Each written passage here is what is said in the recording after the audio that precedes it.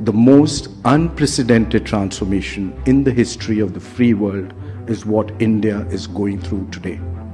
And I know it's a strong statement, and I'll back it up with a few numbers and where my thought is coming from. The total FDI I've received in my history from 1947 has been about $950 odd billion. 532 of them has come in the past 90 months. Let me tell you more. It's come from 162 countries. It's a global record. And let me tell you, for 8 consecutive years from 2015, we set up a new FDI record for ourselves every year.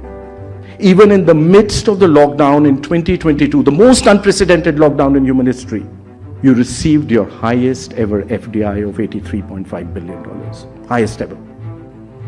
Let me tell you the second part of your FDI. It's come across 61 sectors, a global record. The breadth of opportunity which India presents today is unprecedented. No other country in the world has got an FDI across 61 sectors, and that number is increasing. Remember, I told you the most unprecedented transformation? It's just started. And let me tell you the third part to that. To me, which is the most gratifying. It's come in 31 states and union territories of India. The new engine of India, the new growth of India is bottom up. The new growth of India is not just the 7 big cities of this country, but every small little town, which for the first time in my history is a part of my entire growth process. Let me take you to a top block to that. I'm at GDP today of 3.5 trillion. The first trillion took me 67 years. The second trillion took me 8 years. The third trillion took me 5 years. Are you seeing where I'm progressing? But let me tell you something more interesting. From 2015 until now, that is what? We are 9 years.